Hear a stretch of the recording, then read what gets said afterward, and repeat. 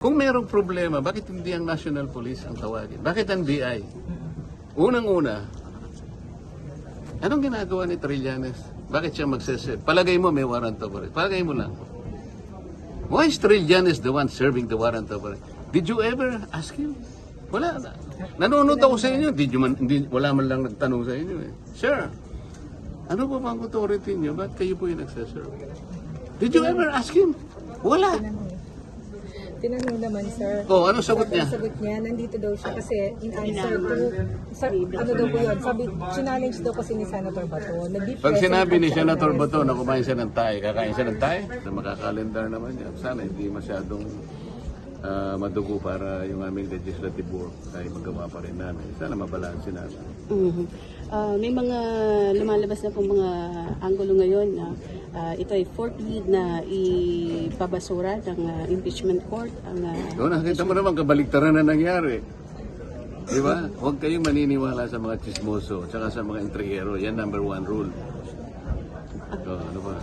Hindi po ba na-invite yung mga prosecution panel? Kasi we heard nandito lang sila sa vicinity ng Senado. Wala pa yung munang administrative matters muna. Yung formalidad. So nag-take out yung presiding officer. Puro meron, nag-ano yung impeachment court, na-organize na, nag-take out kami. So binigyan ng summons. 10 days yun. All these processes must be observed. Pagkatapos kung nanaisin ng prosecutor na mag-file ng reply, they're given 5 days within which to do so. Pagkatapos kung merong pre-trial, kung gusto ng partido na pre-trial, kasi kamukha ng regular courts, kunwari gusto nila mag-pre-trial. Yung pre-trial kasi is a stage where some parties may want to stipulate something para mapabilis natin, para hindi na masyadong matagal. Kasi gusto lang naman nating makita rito yung matapos natin nang walang masasabi ang taong bayan. Sir, calendar days, pag nilinaw lang po is kasama po ang weekend. Po. Simpleng pagbilang ng araw lang po ba yun? Talagay ko, yun ang nakalagay kasi hindi niya din-distinguish. So calendar days, 10 araw yun. 10 araw na malinis, tuloy-tuloy. Kasama ang Sabado at Linggo. Pero hindi pa naman naibigay yung summons, di ba? Yeah, ano pa. Kasi yung notice ng, yung writ ng summons kasi ipadadala yon at least 3 days before yung takdang araw na magsisimula. Anong stage po nung impeachment trial yung haharap na si VP Sara? Pagkatapos na, siyempre, ma-connect yung issues. Ito nga, di ba sasagot muna siya kung gusto naman ng House na mag-reply, 5 days sila. So, and then, doon tayo mag-uumpisa na. Sir, magandang hapon. Kayo ba ulit sa Blue Parang Ribbon? kilala kita. Kayo ba ulit sir sa Blue Ribbon? And anong future ng flood control probe under the new leadership, sir? Ano ba yung Blue Ribbon? Yan ang ano eh, no? Yan ang pinakahihintay nila, di ba? Let's not preempt the Senate President. Nasa sa kanyang ano yun, nasa sa kanyang mandato. Kung anong call niya, di ba? May attempt ba talaga na recruiting yung ibang nasa majority ngayon? Oo naman. Nga, sila umiikot, minuto eh. So it's a failed coup. A failed coup d'etat. Hindi naman natin masasabing po. Nag-ano pa lang naman sila eh, kayo naman. Halimbawa ikaw, alam nilang hindi ka, alam naman lang matatag ka. Hindi na nila pupuntahan. Yung alam nilang merong vulnerabilities. Yung pwedeng takutin. Diba? Kaya lang, ewan ko kung matatakot nila. Alam mo sabi ko sa mga kasama ko. Ito sabi ko, I just have to paraphrase what Senator Camille said on Wednesday night. Kasi nakita niya talaga, na-experience namin kung ba't kailangan gawin sa Senado. They have desecrated the Senate ground. Hindi nangyari sa buong kasaysayan. Sabi ni, hindi ko nasasabihin niya, sinabi niya. Pero ipaparaphrase ko. Sino man sa atin ang kakalas sa ating grupo, pagkatapos na nakita natin na nag-alay ng buhay ang isa sa atin. Sa palagay ko, mas masahol pa siya kay Judas. Alam mo kung bakit? Sasabihin ko sa inyo. Si Senator Bato, hindi niya kailangan dumating ng araw na yan. Ako, wala akong expectation na darating. Can you imagine kung nahuli siya? Nahuli siya utilizing a search warrant coming from a court which has no longer jurisdiction in this country. Yung sinasabi ng mga kasama ko, well, para ano ka, sumulong ko na lang. Anyway, you can exhaust all remedies under the law. What remedies are you talking about?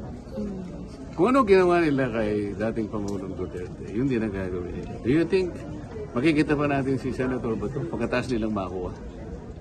Kasi wala na. Kaya sabi ko, hindi niya kailangan pumunta rito. Pero nagpunta siya. Nirisk niya yung buhay niya. Kaya lang namin nakuha dahil sa kanya, wala nang iba. We owe it to himself alone and nobody else. Nobody else. Kung hindi siya pumunta, nobody will blame him. Well, buhay niya yun eh. But he chose to do it. Kaya sabi ko sa kasama ko ngayon, sinong walang konsensya ang kakakalas? Yung tao ginawa niya. Gusto mo magpakulong dito? Pwede. Kasi at least domestic law, di ba? You can hire lawyers. Pwede kang makita ng kamag-anak mo, ng asawa mo, ng pamilya mo. Sa The Hague, sino tutulong sa iyo doon? Ako nga nakiusap eh. Makita ko lang si PRRT kasi nandun na ako eh. Can you imagine, I request. O sige, kung gano'n lang, makita ko lang. Kung ayaw nyo kung makausap, wag na. Makita ko lang kahit 5 minutes. So I can wave my hands. Para ipakita ko sa niya, Mr. President, I am here. How are you? Then alis na ako. So, send na Hindi nila ako pinagbigyan. Ganon din ang mangyayari kay Senator Bato. Ngayon, yung mga Pilipinong, lalo na yung mga iba sa inyo, I'm sorry to tell this, lalo na yung mga iba sa inyo, hindi naman lahat, nabayaran. Kailangan sabihin ko to. Akala nila yung warrant of arrest can be enforced. Wala na tayo membership sa ICC, nasa Rome Statute. Without the treaty, what will be the legal basis of a warrant of arrest? You tell me. Huwag kayo nagpapapaniwala doon sa mga din, mga abogadong nagsasalita ng salita. Nililin lang nila ngayon. Anong pinaglapalagi lang sinasabi? Paikot-ikot sila sa Section 17 of Republic Act 1951. Bali-baligtarin nyo doon. Sinasabi niya lahat. Gagawin mo lang. Isurrender mo or blah blah blah in accordance with extradition laws and treaties. Meron tayong extradition law? Wala. Meron na tayong treaty? Wala. Anong basis ng warrant of arrest? As simple as that. Is there an automatic domestic instrument that will bind our country with that of ICC? You tell me. Senator, sabi ko ng OSD, di ba, enforceable. Balik ka dito, hindi kita nakikita.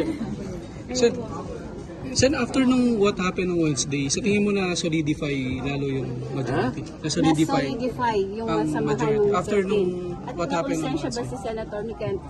I don't know. Sinabi ko lang yun because yun ang totoo eh. Sabi ko nga, ito lamang ang takeover na walang blessing sa Malacanang. Lahat ng takeover may blessing. Pero ito, hindi nila alam to. Ang tao nagbuwis ng buhay, yun ang importante. Buhay niya yun. So, Paano mo i-disregard yun? kaya ba Kaya mas masahol pa kay Judas yung maghuhudas sa amin. So, nakonsensya si Senator Mix kaya nagbago. Wala akong sinasabi. Wala akong Sabi niya sinasabi. kanina, Wala akong sinasabi. Tama na po, okay naman. Sen, thank you so much. Ano? Sige, ano? Hindi, sabi kanina po ni Senator Mix yun nga parang nakonsensya siya, hindi na gusto yung nangyari sa Hindi, wala Senado. kami pag-uusap ng gano'n. Huwag na kayo magbanggit ng kung sino. Sinabi ko lang yun sa grupo namin. Hindi namin kagrupo ni Senator Mix. Okay? Sir, sorry, yung nangyari po nung Wednesday, nandito din kayo, sir, di ba? Nung nagtutukan. Oo, kaya lang, nakaupo ako ron. Nag-iisip, bakit kaya nangyari? Nalulungkot ako. Sabi ko, bakit kaya nangyari sa bansa namin ito? Pagkatapos, sari-sari, kami raw ang nag-instigate. Kayo ba na... Sino ba ang gaano kayaman ang imagination ng isang tao na kami gagawa, no? Nagkukukus kami, in-extend namin ang kukus dahil ang sabi nila darating, tumawag ang House of Representatives. Totoo naman na diniliber nila, sinabit nila yung articles of impeachment. So habang nagbi-briefing kami, hindi pa kami gaano nakakalahati. Bigla nga nga, peputukan na ganito. Diyos ko ako. Natakot din kayo. Hindi ako natakot, nalungkot ako para sa aking bansa. Kailangan bang mangyari? Why? Sir, was the Senate really under attack during the time? What do you think? Kailangan pang nandun yung mga elemento na yon at sasabihin, meron daw, ano na, may kinukuhang susi daw yung ganito. Kung merong problema, bakit hindi ang National Police ang tawagin? Bakit ang BI? Unang-una, anong ginagawa ni Trillanes? Bakit siya magsese? Palagay mo may warrant of arrest. Palagay mo lang. Why is Trillanes the one serving the warrant of arrest? Did you ever ask him? Wala. Nanonood ako sa inyo. Wala man lang nagtanong sa inyo. Sir, ano ba bang authority niyo? Ba't kayo po yung nagsaserve? Did you ever ask him? Wala. Tinanong naman, sir. Oh, ano sagot niya? Ang sagot niya, nandito daw siya kasi in answer to, ano daw po yun, sabi, challenge daw kasi ni Senator Bato. Pag sinabi ni Senator Bato na kumain siya ng tayo, kakain siya ng tayo? Thank you.